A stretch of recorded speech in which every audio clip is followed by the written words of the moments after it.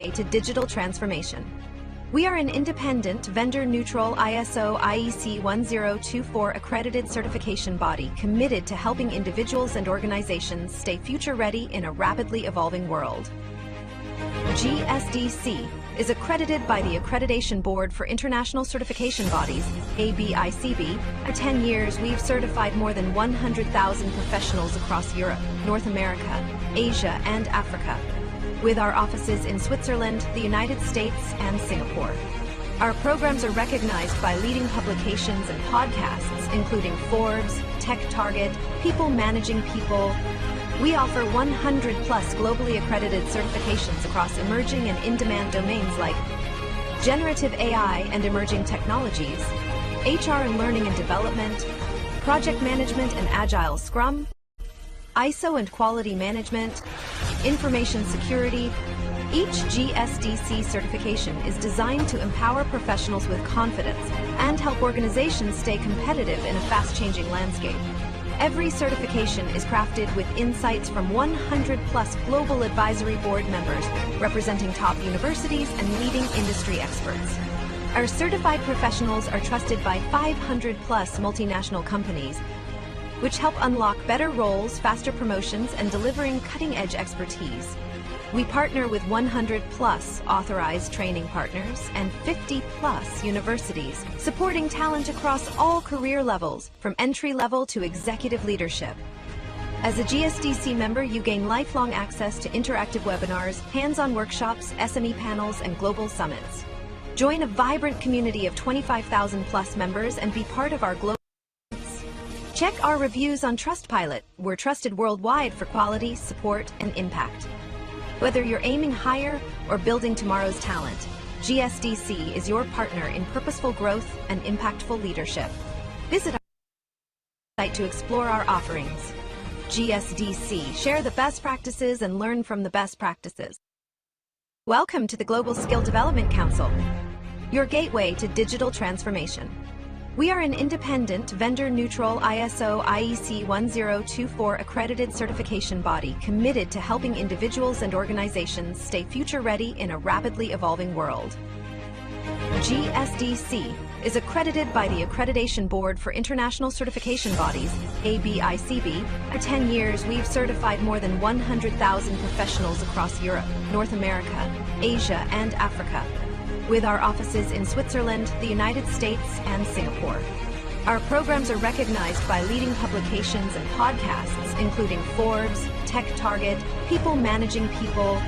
We offer 100-plus globally accredited certifications across emerging and in-demand domains like generative AI and emerging technologies, HR and learning and development, project management and agile Scrum, ISO and quality management, information security. Each GSDC certification is designed to empower professionals with confidence and help organizations stay competitive in a fast-changing landscape.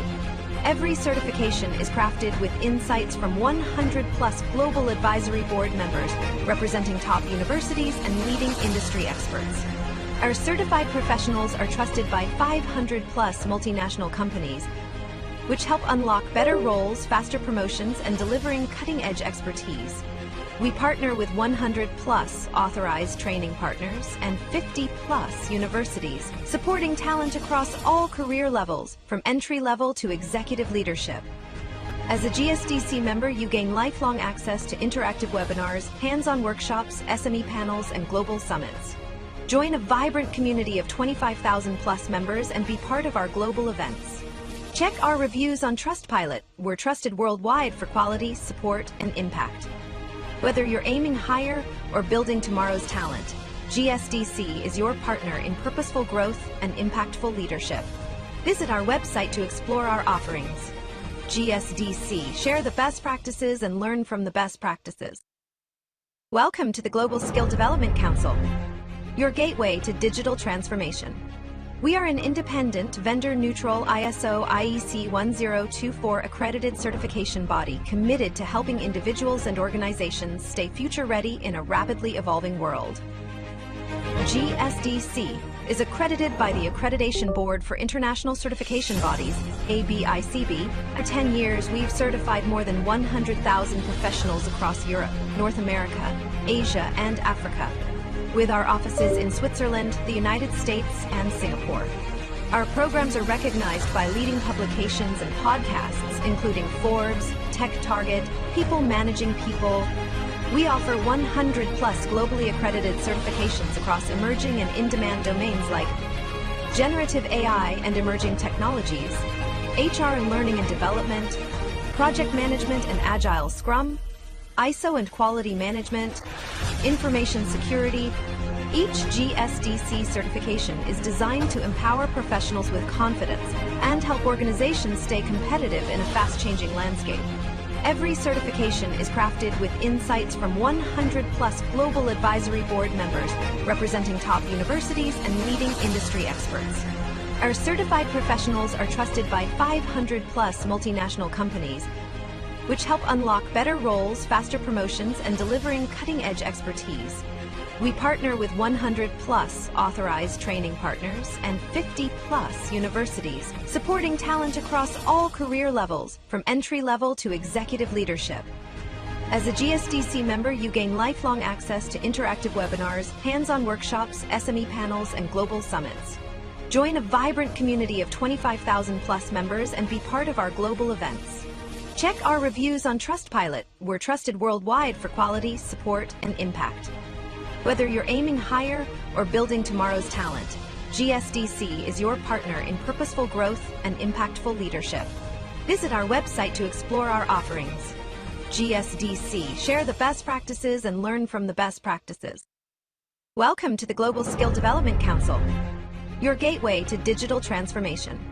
We are an independent, vendor-neutral ISO IEC 1024 accredited certification body committed to helping individuals and organizations stay future-ready in a rapidly evolving world.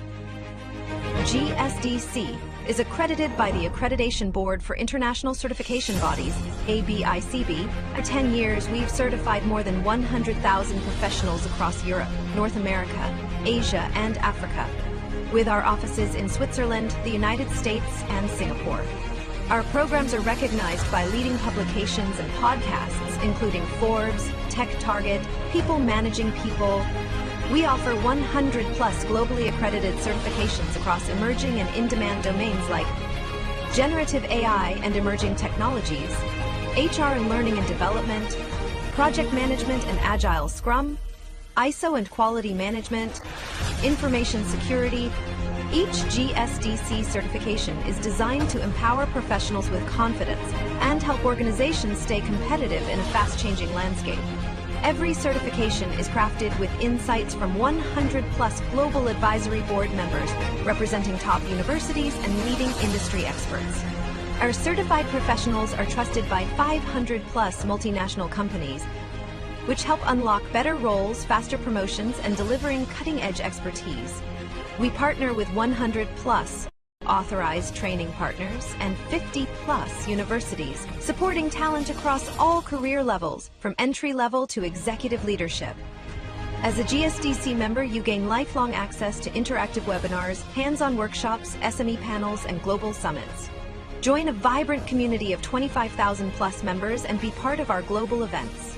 Check our reviews on Trustpilot. We're trusted worldwide for quality, support, and impact. Whether you're aiming higher or building tomorrow's talent, GSDC is your partner in purposeful growth and impactful leadership. Visit our website to explore our offerings. GSDC, share the best practices and learn from the best practices. Welcome to the Global Skill Development Council, your gateway to digital transformation. We are an independent, vendor-neutral ISO IEC 1024 accredited certification body committed to helping individuals and organizations stay future-ready in a rapidly evolving world. GSDC is accredited by the Accreditation Board for International Certification Bodies, ABICB. For 10 years, we've certified more than 100,000 professionals across Europe, North America, Asia, and Africa, with our offices in Switzerland, the United States, and Singapore. Our programs are recognized by leading publications and podcasts, including Forbes, Tech Target, People Managing People. We offer 100 plus globally accredited certifications across emerging and in-demand domains like generative AI and emerging technologies, HR and learning and development, project management and agile Scrum, ISO and quality management, information security. Each GSDC certification is designed to empower professionals with confidence and help organizations stay competitive in a fast-changing landscape. Every certification is crafted with insights from 100 plus global advisory board members representing top universities and leading industry experts. Our certified professionals are trusted by 500 plus multinational companies, which help unlock better roles, faster promotions, and delivering cutting-edge expertise. We partner with 100 plus authorized training partners and 50 plus universities, supporting talent across all career levels, from entry level to executive leadership. As a GSDC member, you gain lifelong access to interactive webinars, hands-on workshops, SME panels, and global summits. Join a vibrant community of 25,000 plus members and be part of our global events. Check our reviews on Trustpilot. We're trusted worldwide for quality, support, and impact. Whether you're aiming higher or building tomorrow's talent, GSDC is your partner in purposeful growth and impactful leadership. Visit our website to explore our offerings. GSDC, share the best practices and learn from the best practices. Welcome. Hello, everyone. Thank you so much for joining today's session. We'll be starting a session now. Please allow me a minute so I can share my screen and we can start. Meanwhile, please let us know where you're watching this session from, which location. We would love to know that. And here we go. I hope you all can see my screen here. All right. So thank you so much again, everyone joining today's session. Today is the last session of this series, and we'll be starting with the new event from the next week, new event theme. So very warm welcome to you all to our series, GSDC Certified Learning, Autonomous AI Agent Transforming Enterprise Operation, with a theme that is empowering the future of business with intelligent, self-driven AI agent that redefine operational excellence. My name is Preetham. I'll be here as moderator. Feel free to use the chat box in case if you have any question or concern. I'm very happy to assist you all. So what excites this series more, that you can see we have this incredible panel of experts lined up for this entire week. We had amazing session this week, and today we'll be having, as I mentioned, the last session of this week. So do join us for the remaining sessions, upcoming sessions as well. I'll be sharing all the registration links shortly in the chat box. So before I could hand over the session to our speaker, would love to quickly introduce our hosting organization, GSDC. We're known as Global Skill Development Council. We're vendor agnostic, vendor neutral. We're globally recognized certification body, and we're accredited by APICB. We do have 100 plus certification portfolio with us. We have certified more than 250,000 professionals worldwide. We have 500 plus subject matter experts. They are the industry experts. They work with us closely to help us with our exams, programs, and all the deliverables. Also, we are associated with 1,000 plus multinational corporates, 500 Fortune companies, and 50 plus universities across the world. And also a very proud thing to share with you all, that we do have 100 plus authorized training partner across the globe. So we do have partner in Asia, Africa, Canada, America, and many other countries. So a big thanks to all our training partners and those who have joined through our training partner channel. In case if you're looking for any training program for yourself, feel free to reach out to our training partners to have an inquiry about it. I'll share the contact details shortly in the chat box. A special thanks to our official media partner, World Press Hub. They cover all our events and press releases. A quick introduction to GSDC AI Studio, those who have joined us for the first time. This is the platform where we are providing 100 plus live sessions on AI, which is led by global experts, where you'll be getting 4 daily sessions, which is 45 minutes of live impactful sessions, along with the hands-on learning, where you'll be getting an opportunity to apply all the concepts immediately in that you have learned in that particular session. And in case if you get any question, doubts, that will be resolved instantly with the help of our subject matter experts and our global experts. So this training is aligned with the industry standards for the job ready skills, and this is the amazing opportunity where you'll be learning from the AI leaders around the globe. So in case if you're looking for more information regarding the GSDC AI Studio, or how you can opt out this or the access, feel free to reach out to our learning advisors for more information. They're always there to help you with this entire thing. And this is current certification portfolio, which is specifically designed for our professionals worldwide who want to stay industry relevant in this AI era, or who want to upskill themselves, right? So we do have certification program that includes almost each domain: learning and development, HR, generative AI, agentic AI, emerging technologies, ISO lead auditor, implementer, project management, PMO, agile DevOps, SRE, cybersecurity, digital transformation, and so on. So, in case if you're looking for any of these certification in order to opt out, feel free to reach out to our learning advisors for more information, or you can simply visit our website, which is mentioned below: www.gsdcouncil.org. What all benefits you'll be getting? A quick introduction to all the benefits that we have in case if you opt out a certification from GSDC. You'll become lifelong member of GSDC. With that, you'll be getting certificate upgrade, free access to all our events, workshop, boot camps that we often conduct. With that, you'll be getting free access to all our exclusive learning program. With that, you'll be getting implementation resources, speaker invites, and newsletter. A lot of benefits, right? So if you want to understand more about these benefits, feel free to reach out to our learning advisors. You'll find the contact details shortly in the chat box. And we would love to thank you to all the participants who have shared their experience with us. So it shows that GSDC isn't just a certification, it's a transformation backed by real voices. It's good to see that all the professionals turning their knowledge sharing sessions into their career growth opportunity through GSDC, right? Feel free to share your experiences as well.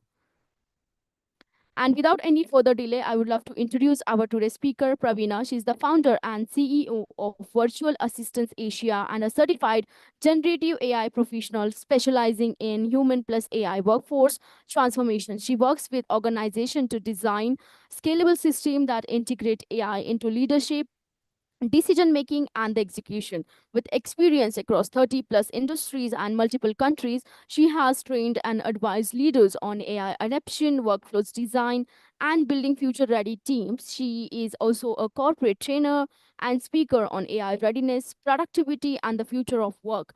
Pravina has been recognized as one of the most dynamic business women redefining leadership in 2026, and is ranked among the top LinkedIn creators in Malaysia.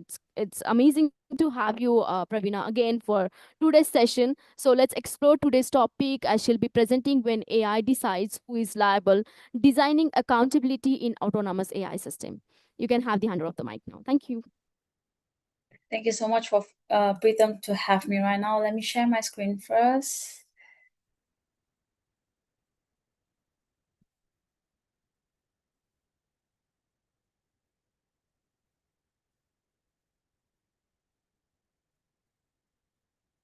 I believe everyone can see my screen.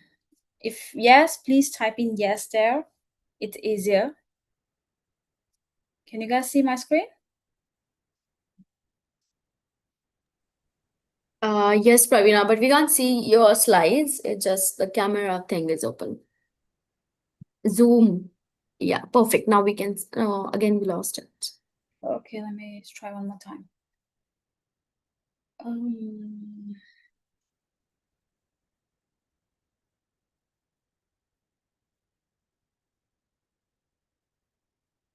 What about right now? Yes, all good now. Thank you. Perfect. Thank you. Good evening, everyone. Thank you for being here. It's a pleasure to be part of this session with GSDC and to see professionals from different industries coming together to talk about something that is becoming very real for us, all of us, which is AI in decision making. For those who have not met before session, previously I've been doing a couple of sessions with them. So I'm Praveena K. I'm founder of Virtual Assistant Asia, where we focus on human plus AI workforce solution, and I work closely with organization on AI adoption, productivity, and capability building. A big part of my work today is not just helping teams to use AI or implementing it, but helping them use it responsibly and effectively in real business environments. And what I've been seeing across organization is this: AI is no longer a tool anymore. It's quietly moving into decision making a realm or a phase or whatever that you can call. It's more of a decision maker, I would say. So before I dive into, let's make a quick and interactive session between us. We have about 21 of us right now here. I'm going to ask a question. I just want to hear yes or no. Okay. So the first question is, have you used AI for something like drafting content, analyzing data, responding to customers, or even making a decision at work? If yes, please type in yes. If no, then put no. Okay, let me give a 10-second. We have about 22 of us. I believe we can be more interactive. Okay, Data said yes, Terence said yes, Wolf said no, Eng said use for coding. I assume that is a yes. Okay. Okay, majority we are getting yes here. Okay. My second question right now. Now here's where it's getting more interesting. Okay. If something goes wrong because of that AI output which you're using, maybe you guys are using Gemini or ChatGPT or Grok or probably a higher view or something, right? Who is accountable? So if you are accountable, type in me. If you think the tool is accountable, then you can mention the tool or you can put the tool. Or if you think the company that you're working in is responsible, then put the company. Okay, I'm here very much self, awareness kind of thing. Everybody said me, and okay, Terence said tool. Anybody feels like the company is responsible, you can also drop by. You don't have to mention your company, but you can say the company.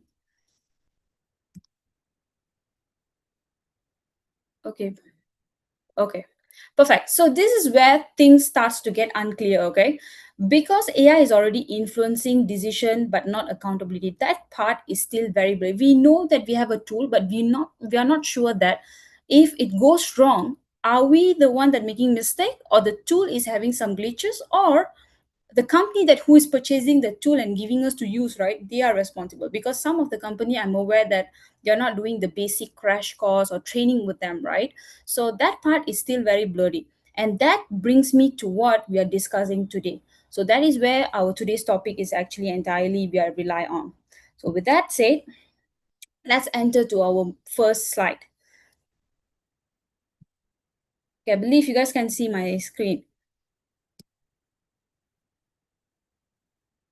If you can see my screen, please drop a yes, because I'm not sure. Okay, I'm getting a thumbs up, so I believe it's yes. Okay.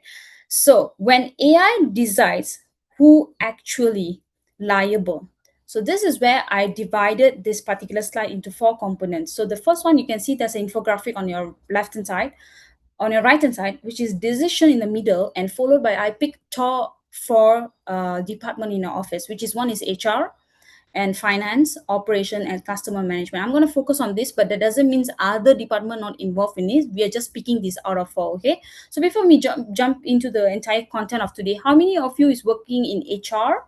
Please type in HR. If you're from finance background, put in finance, operation, ops, and customer management. Please put customer management. Or if you have different department, then put is different department. Whatever department you're from. Can we get an engagement there? Anyone from HR?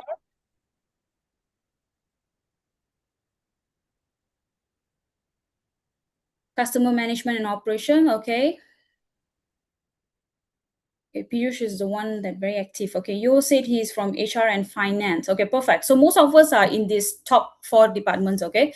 So how do we design accountability in a world where decisions are no longer made by humans alone? That is where we are right now stuck in, okay. Let's look at this slide together. I have left some of the words there for you to go through, but I'm going to explain and run through the entire things for you. On the screen, you will see the 4 key business function: HR, finance, operation, and customer management. I will walk through each one of you first. First, focus on HR, just alone on HR. In many organizations today, AI is used to screen resumes. If you're HR, definitely you will be hiring, recruiting, yada yada. So that's the first thing come is a traditional resume. Then you will shortlist the candidates and even rank them based on the predefined criteria, whether which department they are going to be or what level they are going to be, and yes, and so, right? This means that before a human review any profile, AI has already influenced which candidates are considered. That means it's not you deciding this particular candidate is entering your office.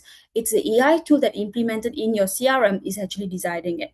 Okay, hold your thoughts on that. We are moving to the second department, which is finance. Shift your attention entirely on finance right now. Here, AI is used to analyze financial data, generate insight, do your reportings, or any support forecasting. It's helping you there. So when a decision makers review a report, they are often relying on output that have been generated by AI. It's no more a proper auditors or a finance related person is actually reporting the entire thing. It's a AI is doing for you. So whatever suggestion or whatever output is coming out is entirely based on the tool that you're using for the particular AI system. Next, let's move on to operations. AI is being used to automate workflows, including tasks, assignments, process execution, or operational triggers, meetings, and whatever so, right? This reduces manual intervention and allows systems to drive action automatically. So, ever since AI tools is there, if you see that all the repetitive tasks has been reduced because we use the functionality to make a decision or run the process of the day, right? So move on to the customer management right now. AI is now handling customer interaction as well. They are drafting responses, they are managing queries, they are supporting the communication. For real life example, last week I had a talk. There's a co-speaker with me, so I just casually I was asking him, "Hey, do you have a LinkedIn or something? To chat?" He said, "Oh no, I quit from LinkedIn." So I asked him why, what happened. He said, "I hate the auto-generated message." So basically, he just doesn't like a tool that auto-generating a response where a human connections is not there, right? So in many cases, the same thing is happening. Customers are receiving responses that generated by AI, not written directly by a person. So now I want you to shift your entire focus on the infographic that I've created, the decision part. So that is the most important part right now, okay? All this function, HR, finance, operation, customer management are no longer just using AI for efficiency, if you realize that. They are using AI in a way that directly influence decision. That means your daily routine being actually influenced by this particular tool. That means from who gets hired, what financial actions are taken, how operations are executed, how customers are handled. So if you reflect on your own organization, so many of you said you're from finance, from your what is it, customer management and everything. And now, right now, for you to reflect on your own thing, okay? You will likely find that AI is already influencing at least one of these areas on your to-do working, okay, your everyday working. So this is where the shift is happening. You are no longer dealing with AI as a support tool anymore. You are actually dealing with AI as a decision making of part of your process in your working flow or probably a job description. Because maybe back then, 7 years ago, you are the one that actually making decision or doing most of the job. Right now, if you realize 20 to 30% at least this AI tool has been taken away from you, right? So it actually imparted in you in a way that it is a decision making process. And once AI becomes a part of decision making, the questions of accountability become very critical, because if there's something goes wrong, I'm leaving this to you. Is your tool is responsible or you are responsible? Okay. So how many of you facing this kind of thing? Yeah, bots are always stupid. Okay. So based on these slides, right?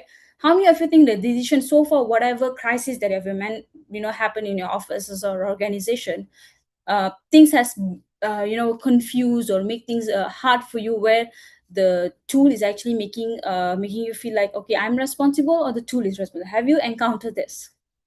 Have you encountered these glitches with the tools?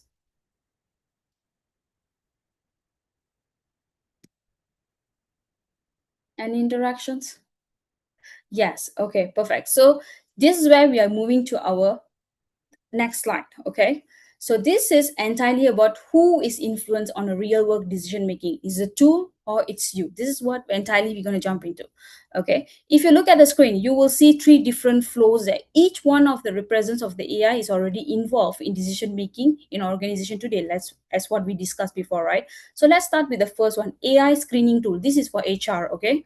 So you will see shortlisted candidates, hiring decisions, and the last part I have put ownership and question mark, because that is for you to decide who is actually owning the decision of it. Okay. In reality, what happened is this: organization receive a large number of application. If you're HR, you know this. Instead of reviewing everything manually, we started to use AI to filter or shortlist the candidate based on a certain criteria or keywords that you have implanted in it.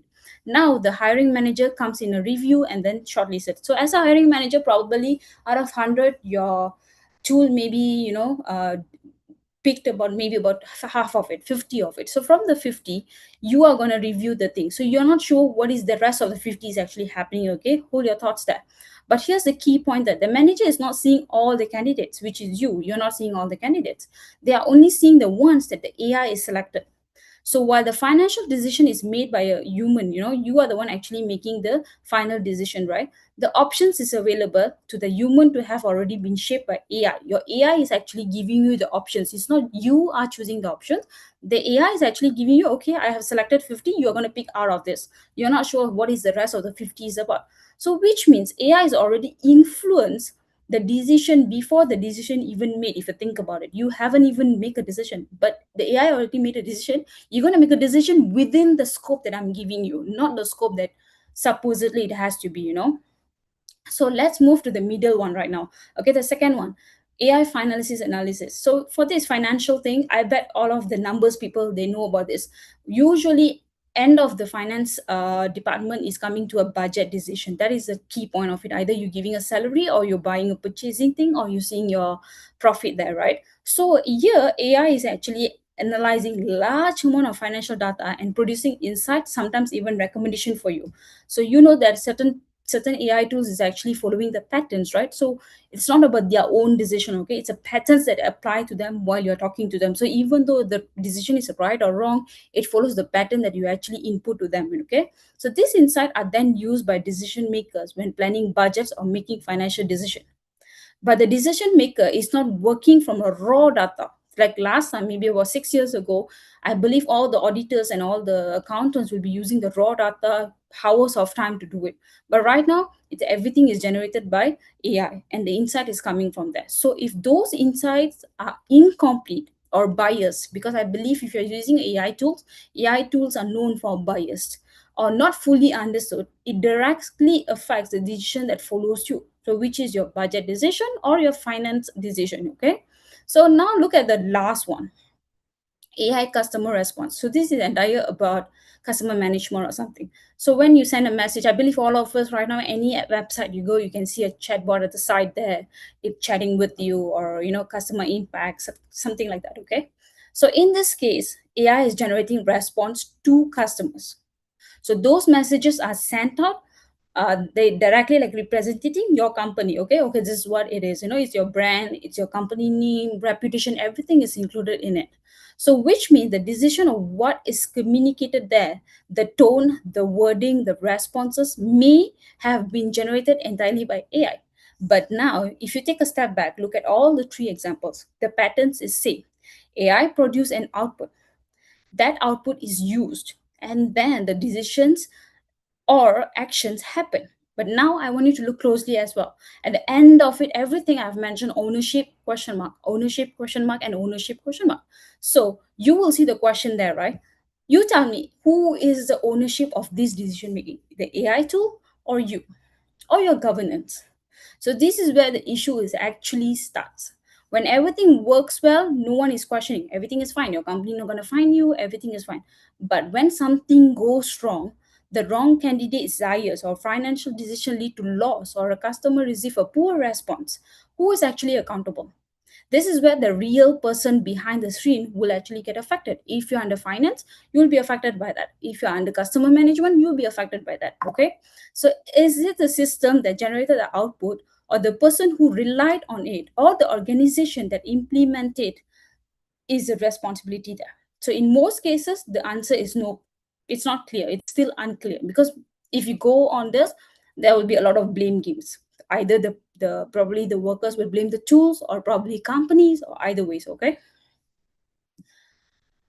So because AI is already influencing decision as a multiple stages, but ownership is not clearly defined at any stage. And this is what creates accountability gap that we need to address. If you realize, we can see the output, we can see people are doing it, but at the end of the day, when who is accountable to these, that is where we are stuck.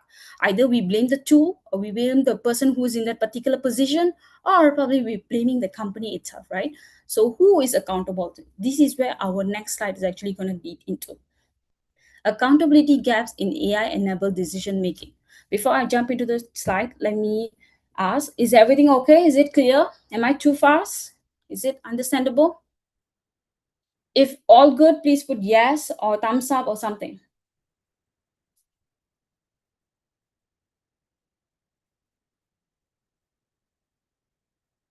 Okay, great.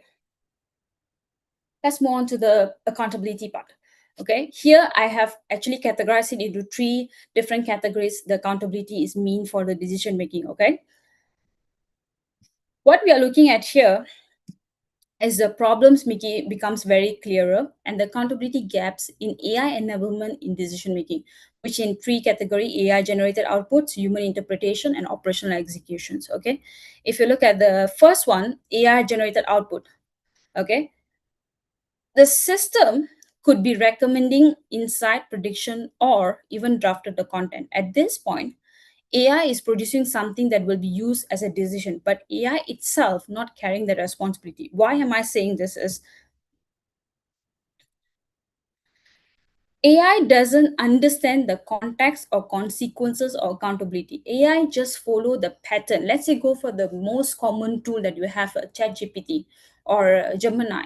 These AI tools actually read the patterns inside the system and they give you the option. If you realize you ask a question in ChatGPT, right, it will never give you a blunt yes or no questions or reply in a very static way. It will give an option underneath.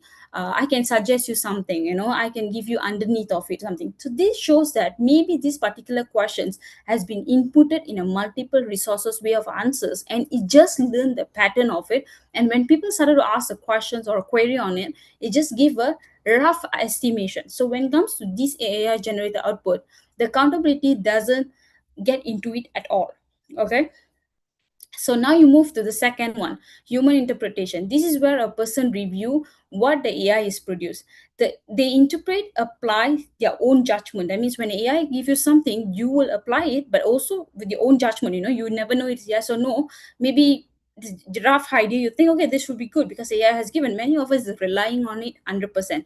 So decide what it means in a specific situation. But this step is not straightforward at all if you think about it, because people may assume the AI output is accurate, or they may not fully understand the question or how is it generated. So the interpretation is influenced not just by the data, but the trust system. Because if you continuously using a tool, you will think that, okay, this tool will help me. So everything that it gives is true. But actually, it's not true. It is just giving a context that has actually pattern inside it. It's not a fully data, it's just a pattern thing. So from here, what will happen? The third stage will happen, operational execution. So when your AI is giving output and your interpretations is there, the next one is of course operations. So when you go to operation execution, this is where the decision is actually implemented. Whatever that you have discussed all this way, you're going to implement now. The action is going to be taken. So something changes in the business. A candidate is hired, or a financial move is made, or a message is sent, right? This is where the real impacts is up. And now, if you look at these 3 stages, right, together, notice something important.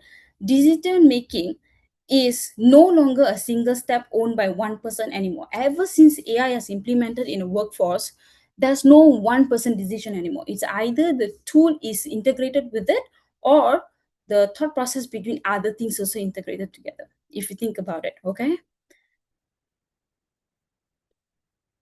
so if you look at these 3 stages together, right, you will notice that AI generates, human interpret, and the organization is executing.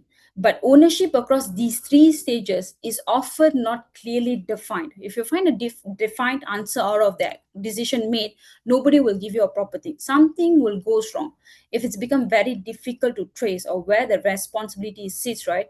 Was the issues in AI output, or was the issues in a human that interpreted behind that, or was the issue is the decision that executed? In many organizations today, there is no clear answer.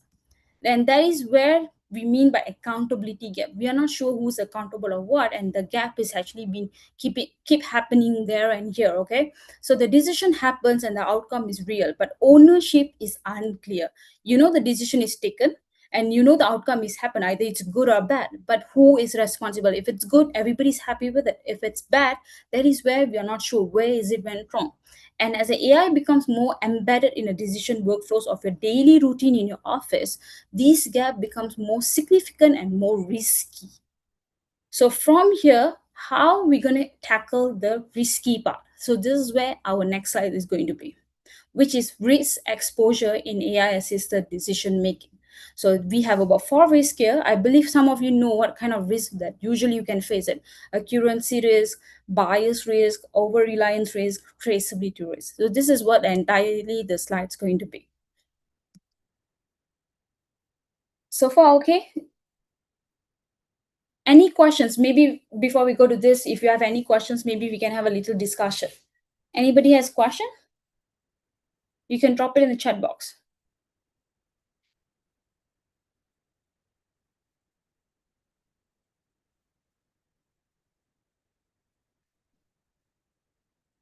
Any questions, or shall I proceed first?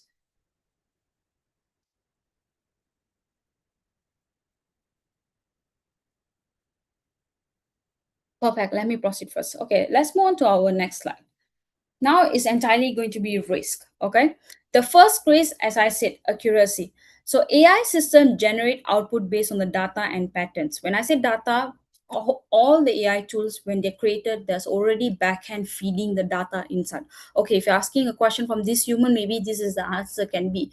But sometimes when you have a multiple questions is coming in or multiple responses, they have a choice of data and pattern.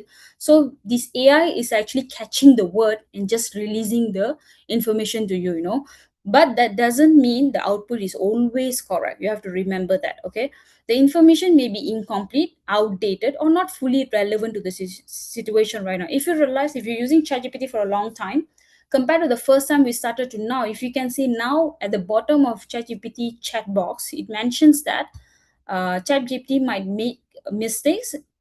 Please check for the important info. Where back then it doesn't have it. So because this has happened, I also have experienced it because I have some simple question and it doesn't even know that this is the what until I screenshot some proof and send to it, and still it's in a biased situation where denying the fact at me. So this is where we're coming back to the slide. The topic might be not fully relevant, or probably it's incomplete data or something. So okay, so if a decision is made based on inaccurate output, the outcome will definitely be affected. And often the risk here is output looks confident. Usually how the ChatGPT sent to you or any AI tool sent to you is will be very confident. So it's accepted without enough questioning. Sometimes we don't even double check it. We just proceed with it. So this is where the accuracy risk is actually happening. So the second one is over reliance. We extremely rely on this ChatGPT thing or any tools that you're using, Gemini, or if you're using HiView, or if you're using Cloud or something. Okay, so this is something we are already seeing across many organizations. The AI tool become more efficient. People begin to rely on them heavily, like every day. Instead of validating the output, they trust by default. They think, like, okay, whatever it is, it's giving, it's true. Something like that. So human roles shift from decision maker to approver. You're no more a decision maker, actually, if you think about it. You're just approving whatever the AI tool is giving to you. So sometimes without proper review, and what happens is errors can pass through without being detected. You don't even double check it. You just say, okay, we can go with it because this is what the outcome from the system. Okay. So when this is happening as well, another third risk is bias. AI systems are trained on data. This is what something I've been saying since earlier. If the data contains bias, the output also will be biased as well. The reflex will be the same. So this can affect the area like hiring decision, customer interaction, or even financial assessments, right? And the challenge here is the bias is not always so obvious. It can be subtle, but still have a significant impact on the fairness and consistency of your organization. I believe some of us has faced this. The last one is traceability risk. This is about understanding how does a decision was made. It's basically tracing the decision maker or who is responsible for that.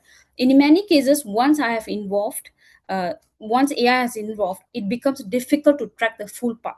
What data was used, what logic was applied, how the final output was generated, everything will be a question mark. Because if you ask the person to respond, you say, what did you do? I use the data that given by the AI. So where's the logic behind? Oh, it's already given the decision there. So when something goes wrong, organization struggles to explain or justify the decision because the tools and the how to say the productivity was actually approved by the organization to use, right? So if anything goes wrong, you can't blame the person who is responsible. You can't blame the person who is actually running the system as well. So the blames will go in a way that unjustified way. You can't even justify that. Okay. So now if you step back and look at the four risks here, which is I'm placing here, okay, you will notice a pattern. They are not a technical issues alone. If you think about it, this is not an error in a technical way. They directly affect business decision, outcomes, and accountability. And this is why organization cannot treat AI just as a tool. It's no more a tool. When something is giving you a bias risk or accuracy risk, it's no more a tool anymore, because it's affecting your entire pilot plan of your program, or your organization's blueprints or something, right? So once AI is influencing decision, it will introduce a new layer of risk, needs to be actively managed, which is AI management. You have to do that as well. So this brings us back to the core issue. Without clear ownership, who's the responsibility of this, or validation or visibility, these risks are not controlled. So they are simply passed along the decision in the process system by blaming, or either it's a tool or it's me, or probably the company that is actually implementing this CRM. So with this, we are moving to the next slide. When AI is assisted decision fails. This is a thing that is actually happening in many organizations.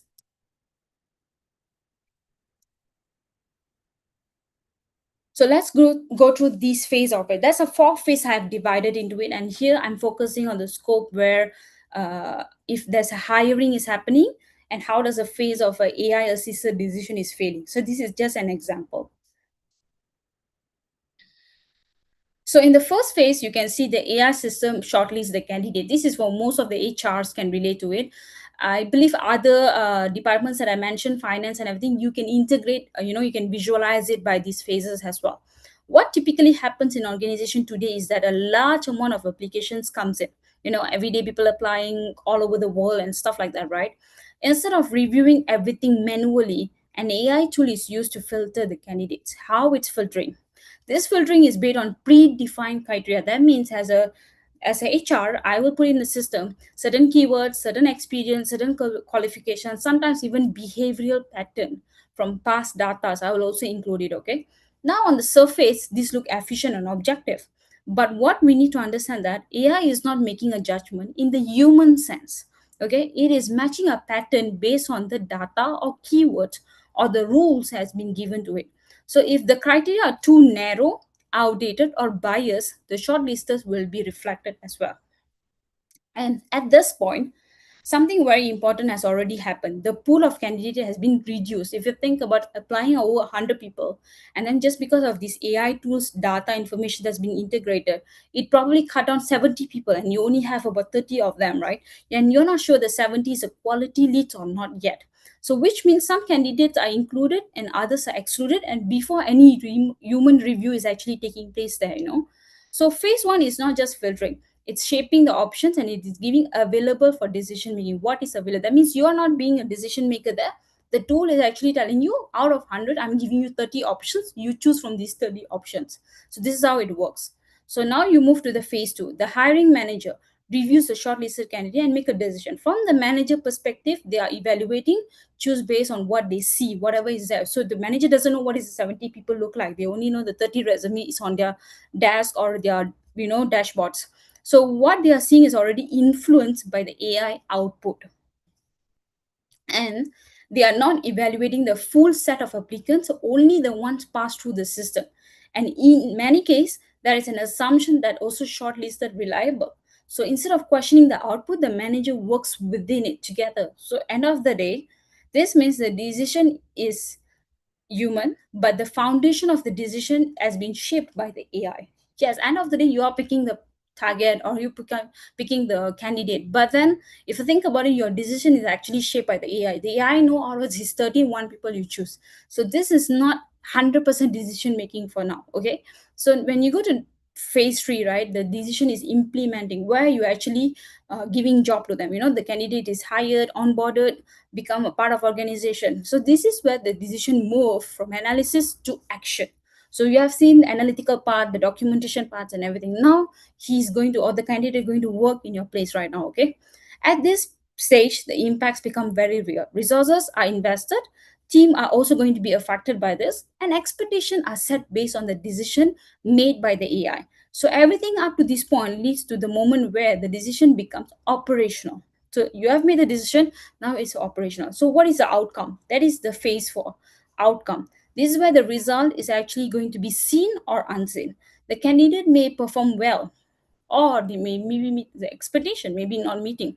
If there's an underperformance, misalignments, or issues within the team, the organization starts to feel the impact of hiring this candidate. And this is where the most important question arises: what caused the outcome? So, what is the criteria used by the AI in phase one?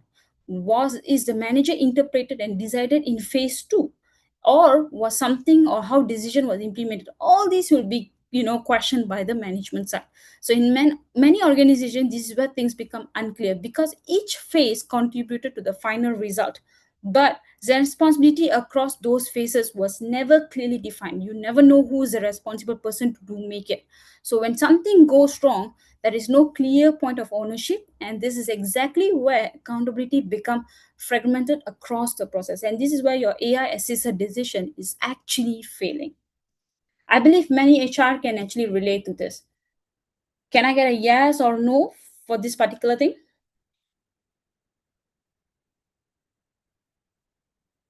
HRs can relate to this?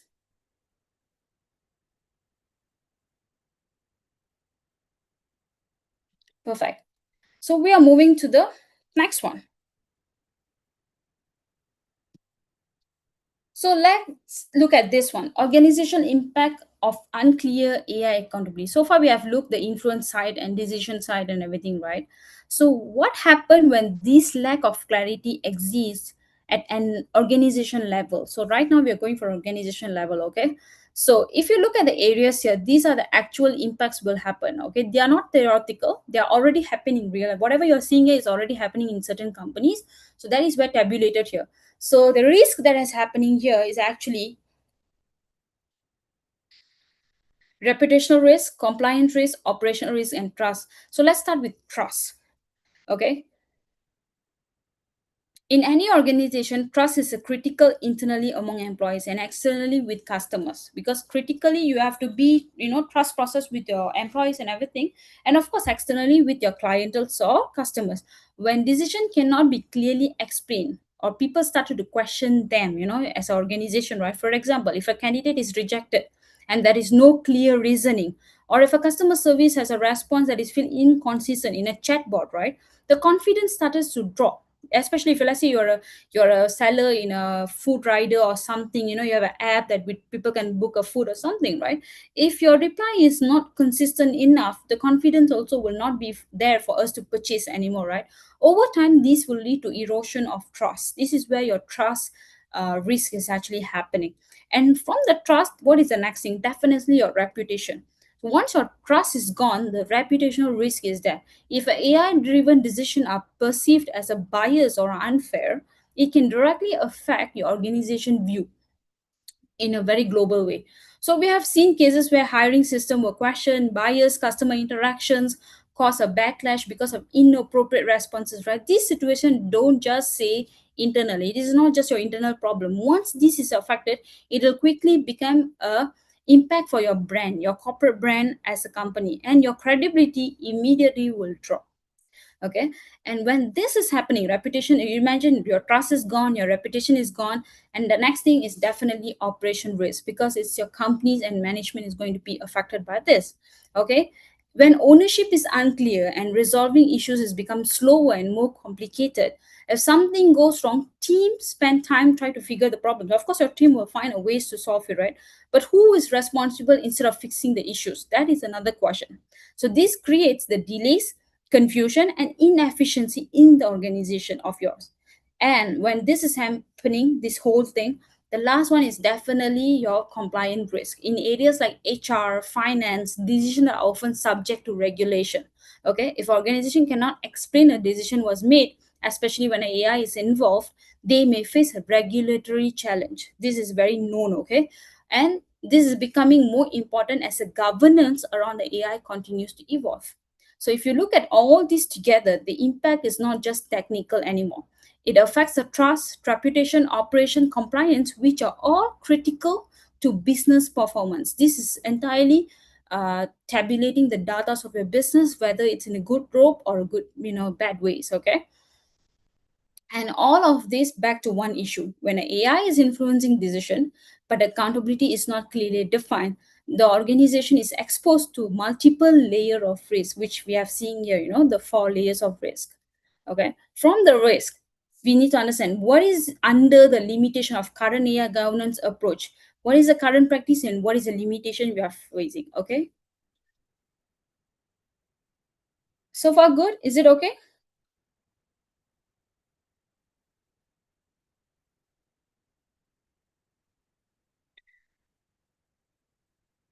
Okay, perfect. Okay, you can see 2 boxes here. What is the current practices in governance is actually happening, and what is the limitation they have? Okay, because of in many cases the issues is not that organization are ignoring AI. Many organization is actually putting effort to have a new inventions and everything. Okay, they're taking the step, but the challenge here is how these steps are being implemented. That is one thing. Okay, if you look at the left side, there are the common practices we see today. AI policies are documented, responsibilities assumed across team, focus is placed on tools and system adoptions. This decision process are not formally structured. All this whatever I listed there, right? So if you look carefully, right, organizations have policies in place. They have guidelines around AI usage, data handling, and compliance. Responsibility is generally assumed across the team, meaning everyone is expected to use AI responsibly. And there is a strong focus of adoption in technology, selecting the tools, implementing the system, and scaling usage. It's not about just having a tool. We have to know is the tool is really relevant. If it's relevant, how are we going to implement it and scale it within our team and business? Okay, on the surface these look very structured policies. If any company will say I have a policy exists, I have a tool is placed and team are using it, right? So it feels like okay, governance is covered. But now look at the right slide where you have the key limitations. These are the limitations started to appear. First, policies are not embedded into actual workflow. It's not always in the paper. Sometimes, if you think about it, in your governance, it will have it, but in your daily routine, is your company is having it as a big question. They exist as a document, but they're not actively guiding day-to-day decision making. So, when someone is using AI in a real situation, the policy is not necessarily part of the process. The second, ownership is not explicitly assigned. People are expected to act responsibly, but there is no clear definition who is accountable at each stage of the decision. So this is exactly the hiring process. Who is actually responsible for that each stage of hiring? There's no answer for it. So when something goes wrong, responsibility become very unclear. Third, if you look at it, there is a strong focus on technology but not enough focus on decision design. Organization invest in tool, they can purchase anything, they have money for it, but they do not always define how decision involving those tools should be structured, validated, or owned. Most of the company, they're okay to buy CRMs, okay to buy a post system or stack of intelligence, all of that, but they don't apply trainings. So you have seen people that doesn't even know how to use their own systems, right? And finally, this is where actually affecting the decision lag traceability. It becomes difficult to track how a decision was made and what input was used and what AI generated is actually being implemented and how it was interpreted as well. So when the question arises, there is no clear audit trail reply for it. So if you step back and look at this, the gap becomes very clear. Organizations are managing AI at a policy and technological level. There is no doubt in that, but not at the decision making level. And that is why governance feels present, but it is not always effective in practice. And this actually leading you to understand the need of structured accountability in AI driven decision. So this is, we have seen phase of it, risk and everything, right? So let me simplify this one first. Because of this important shift right now, many organization accountability is actually assumed. They are just assuming okay, this should be their accountability thing, their accountable things and something like that, right? People think someone is responsible but they're not sure who is exactly is responsible. But when something actually goes wrong, no one is very clear who is that exact person is actually responsible. They can't even pick a pain on whatever is happening, and they can't even pick a name who is actually responsible for that. So let me give you a simple scenario. Imagine your team is using AI to draft a response to a customer complaint, maybe an email or a message. Okay, so this message is generated. Someone quickly review it and gets it sent out. Later, the customer is unhappy because the response was inaccurate or inappropriate. Now the question comes in: who is accountable? is this the AI generated message, or the person who review it, or the organization who allow these process to happen, where use a AI tool to generate a response and send it out. You can see the three layers there, right? In most cases, the answer is not clear. And that is exactly the problem that we are facing here today. So what is this slide is saying is very simple. We cannot leave accountability unclear anymore. We need to design it. Okay. The first, let's have a ownership. Every stage of decision, someone must clearly own it. For example, AI is used to generate a customer response who is responsible for approving the message before it's sent, not generally the team, a specific one. Okay, so there we know already who's the person is actually responsible for that. Second, validation.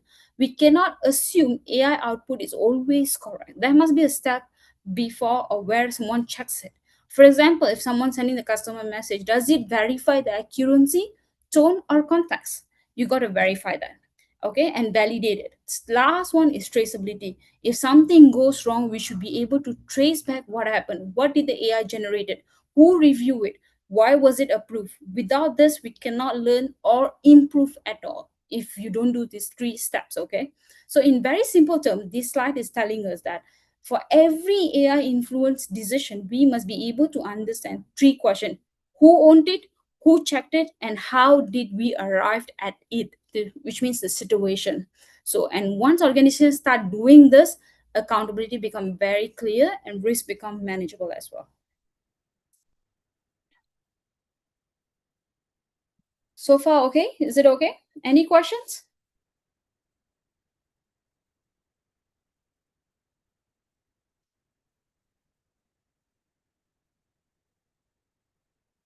Okay, so we shall proceed with the next step.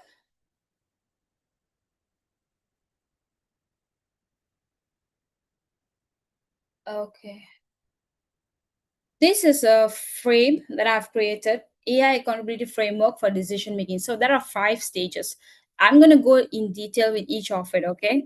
So instead of everything is being mixed and unclear, we're just separating into stages. From the first one is input, followed by model accountability, validation accountability, decision, and the last one is outcome.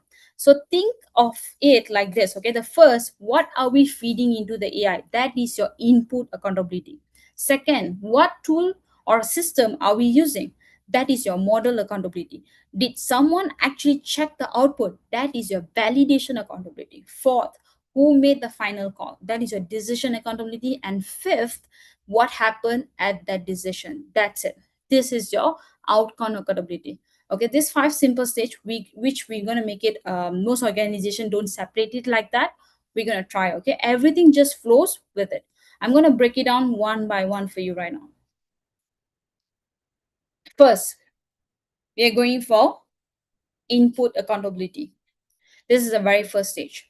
This is where everything begins. Honestly, this is one of the most underestimated part, because whatever you feed into AI will directly shape what comes out. Think about it in a very simple way. If the input is unclear, incomplete, or biased, the output will reflect that. So AI is not correcting your input. Remember, AI will never correct your grammar. AI will never, suggest the thing. Hey, I think you typed this wrong. Can I alter it? No, it will just take it as it is what you're sending it, and it will respond to you. So let's take a practical example. Okay, if you're using an AI shortlisted candidate, and the input could be the job description. Okay, the criteria that you define in the system, even the way of prompting is written. Okay, if the criteria is too narrow, unintentionally biased, or shortlisted, will be reflected as it is, right? So the issues didn't start from the decision stage. It starts right at the input stage of what you're actually inputting inside the AI. Okay, another example. If you're using AI to generate a customer response, okay, prompt, or you give matters or something like that, right? If a context is incomplete, or your instruction is vague, or a response may sound correct but miss the important detail. If you can see, sometimes a message looks so nice, but if you actually look at it, what the client is asking and what is the reply is actually totally different, or is very blunt. So this is where we see that how does your input into it is actually matter. So when we talk about input accountability, we are talking about these 3 things. Okay, what data is being used is very, very important, and how the prompt or instruction is structured is important, and what context is provided to the system is important. Because these are not controlled properly, everything that follows, the model output or the decision or the outcome is already at risk from the first stage itself, which is input. Your input is gone, your entire the rest of the stage, the thing that I shows you will collapse. Okay. So, and the challenge is most people don't question the input. They focus on the output. What is the outcome of it? Right? But in reality, the quality of outputs is direction reflection to the input. It's whatever, it's like normal thing. What you do, you get back. Okay. So the accountability at this stage means who is responsible for ensuring the data is appropriate, the prompt is well structured, or the context is complete before the AI is used. If we don't define the ownership here, we are building a decision, a weak foundation. It's definitely a weak foundation. Okay. From here, we are moving to our second step, which is AI models. I would say like model accountability on this phase. Okay, this is about system or tool, but you're actually using it. Okay, this is something many organizations overlook. They assume all the AI tool work the same way. Okay, but it doesn't work in same way. Different model have different capabilities. Okay, finance related AI tool will never make a picture for you. Finance related will make a graph for you, but a picture, it will make a picture for you. Different limitations and different levels of reliability depending on the use case there. Some are better in generating content, some are better in analyzing data, and some are better in structure the task. So the question here is not just the are we using the AI, it is like, are we using the right AI to make the decision? Are we using the right AI at the right department? Not every department need a ChatGPT. HR, do we need a ChatGPT? Probably yes. But a finance is still a question because they are into numbers. They are in a different thing. Okay, maybe they need Julius, or maybe they need some other thing, probably cloud or something for reasoning purposes, right? So this is where we have to understand what tool is actually rely on particular departments or something. Okay, let me give you another example. If a team is using a general AI tool to generate a financial insight, right, without understanding the limitations, or the output may look convincing but may not be so accurate as a decision making. So if an organization is using the AI model without knowing what data was trained in it, there could be a risk of bias or incomplete understanding. So you need to understand the tool, whether it's what is the capability of data inside it. Is the data is beneficial for the particular solution or not? If not, then it doesn't work like that. Okay. So model accountability is about having control over the system is being used and how it's configured. Who selected the tool? And then why was it chosen? Where is it appropriately used? And where is it not? Because once a model is introduced into a workflow, it started to influence the entire pilot of your company or influencing the decision. So if there's no clarity around its role, limitation on configuration, the organization is taking a risk without fully realizing it. Okay. So far good?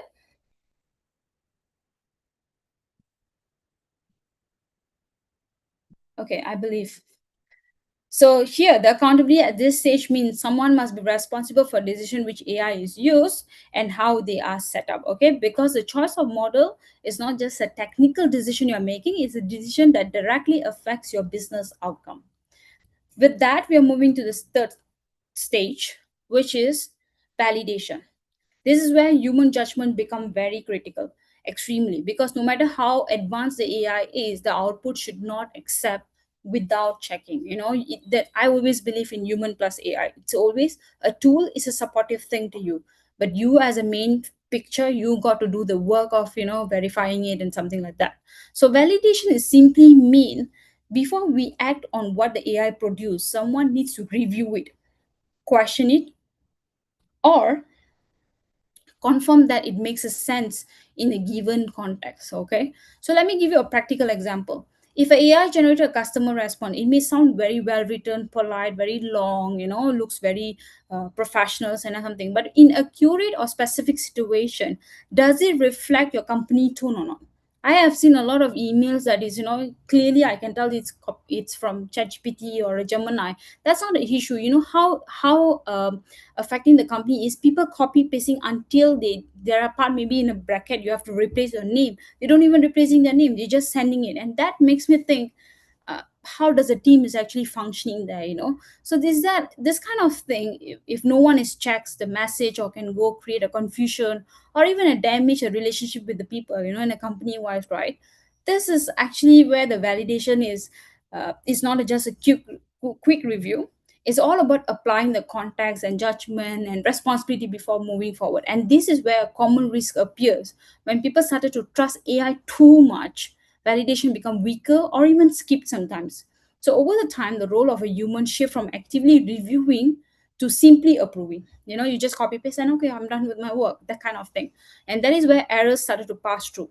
So accountability at this stage means who is responsible for reviewing the AI output. You got to know that. And what check need to be done before it used. You got to verify that. And which situation is human validation is mandatory. This is where it leads to your output actually. Okay, because without a strong validation, AI moves from being a support tool to becoming an unchecked decision driver. That is just sending you and you are blindly driving it. It's in such way. Okay. And from here, we are moving to the fourth stage, which is decision. This is where everything comes together from your input, from your validations, and so, right? So, up to this point, we have looked at input, model, and validation. So, this moment is a final call. You're going to make it as a decision. In many organizations, this is where things become very unclear. Like we've been seeing this since our start of a slide, right? Everything becoming unclear. Who is owner of the thing, who owning it, who's reliable, who's accountability towards it, and everything, right? So, because even though AI is generated the output, and someone may review it, the final decision is still have to be owned by a person or a defined role. Either it's you or the role, your title, okay, a manager is approved it or a HR is approved it or whatever it is, okay? So let me give you a simple example on this. In a hiring process, AI may shortlist the candidates, right? We've been seeing this, right? Someone may review them and something like that, right? But who is actually accountable for the final hiring decision? Is it the recruiter or the hiring manager or the system that influence the shortlist? This is something we have to think about it. Okay. In finance, AI may generate the insight or recommendation, even a report. But who is responsible approving the final decision or for the financial thing based on those insights? Okay, whether you're accountant or whoever it is, auditor, so you got to think about it as well. In customer management, AI may draft the response, but who is accountable for what is ultimately to send for the customer? Is it validated with the tone, response, context? We have to know who is responsible for that. This is where the organization often assume responsibility instead of defining it. They assume someone along the process is accountable, but we are not sure who is it. Okay, something like that. And when ownership is not clearly defined here, responsibility become diffuse. It's like you can't even pick a person to tell, okay, actually you have to fix yourself. It's like very scattered everywhere. So everyone is involved here, but no one is fully owning the decision in such way. Okay, so decision accountability is about one key thing, being very clear on who's the authority to make the final call. This is something we have to understand, and who is accountable for the outcome decision.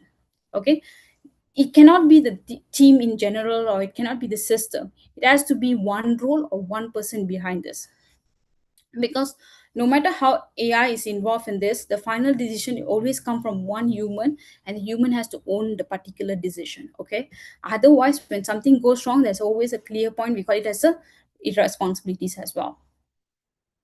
When these stages pass through, we come to the final stage. We call it as outcome. Okay, this is where the organization stop thinking, but this is actually accountability continues, because decision making is one part, understanding what happened and decision is equally important or not. And that is where the implementations is actually happening. The outcome could be positive or it reveals the issues. Okay, for example, candidate is hired, how they perform over the time. A final decision is made, does it deliver the expected result? A customer response is sent, how does the customer react? This is what we call as an outcome. This is where the organization need to actively monitor what happened next, not just assume decision is worked, everything is sent, and actually can go on. We cannot do that, but we actually have to track the impact first. In many cases, this step is actually missing. Decisions are made, actions are taken, but there is no structured follow-up. So even something goes wrong, if it's immediately visible or something, no one is noticed the thing that moment or later on, and even they're thinking about fixing it. So when there's no tracking or there's no learning, the same issue can repetitively happen because there's no feedback loop or improve to the process, right? So outcome accountability means who is responsible for monitoring the results of the decision is matters, and how we are measuring the success or failures is a second step of thinking about it. And how do we, when outcome is not aligned with expectation, what do we do? That is another thing is very matters. Okay, because accountability does not end at the decision step itself, it extends to the impact of the decision and how does the customer feels about your business. This is where the outcome is actually telling to you, this is how it's reacting to them actually. So far good? Any questions?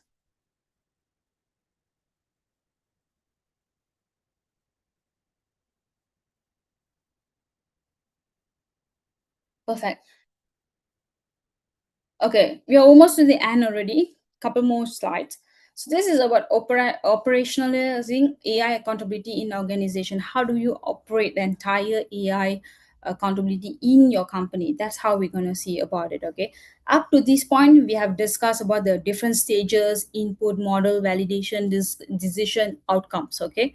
This slide particularly will tell you that how accountability can be defined, can be validated, can be desired or tracked. Okay, first define. Before anything start, you need to be clear of your ownership. At the stage of process, who is responsible? This is something we got to question ourselves. Who is handling the input? Who is selecting the model? Who is reviewing it? Who is making the final decision? Okay, if this is not defined upfront, everything else become unclear. Once you define it, you go for the validation part, which is validate. This is where checks are put into a place properly. Okay, AI output need to be reviewed, verified and challenged where necessary. This is not optional. Definitely you have to do a lot of errors, trial and errors to get a part of the workflows. Okay, and then once you're done with this validation, then you move to the decision part, which is design. This is where authority must be very clear. Who is making the final call? Who's going to agree, approve this tool? Okay, not just by assuming it will be okay. We need to know the person who is agreeing to this. And then the last one, tracking. Track it. Once the decision is implemented, outcome needs to be monitored. What happened as a result? Did it met expectation, or is it messing up at different stages or different situations? We have to be addressing it time to time. So if you look at this flow, it is not so complicated. It's actually defining the ownership, it's validating the output, it also making decision, and it's also tracking the outcome. So but the difference here is now it's actually structured. Instead of decision happening in an unstructured way, you have a clear step of accountability built into the process. And this is how organizations move from simply using an AI to actually managing an AI driven decision responsibly. Okay, by doing that decision, you will directly have to apply it, and this is applying the framework in a real workflow. So we got a 5 phase from input, model, validation, decision. We are going back to the same track but in a different way. Okay, up to this point we have known about the stages. Okay, if you follow the entire phases of here,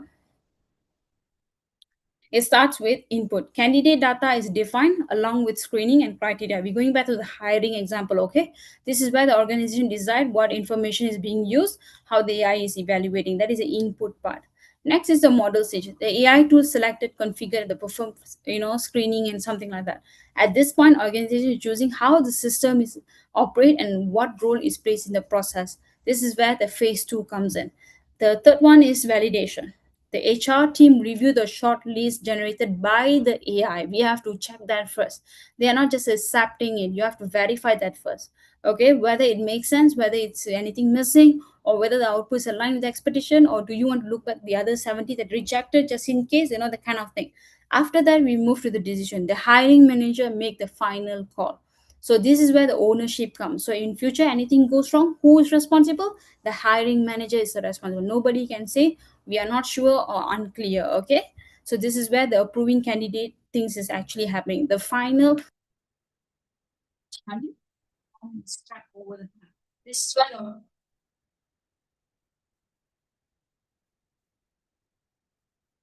you look at this entire flow is the same hiring example we discussed earlier, but now each stage is clearly defined and accountability is assigned at every step. So instead of one clear, unclear process, we now have a structured workflow there, which is a framework that I've shown you here, where the responsibility is visible from the start to the end.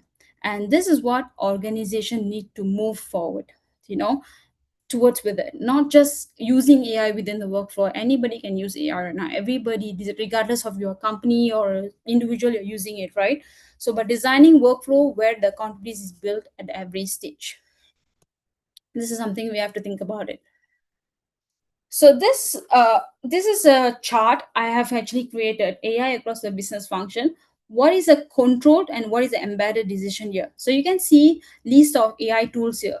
So the embedded one is actually a system that you actually can use it for the particular departments. The human in loop is where your control is actually there. You have to review it and you can do it as well. So how many of you are aware of these tools here? If you know this tool, you can drop the tool's name or you can say yes. Are you guys aware of this tool?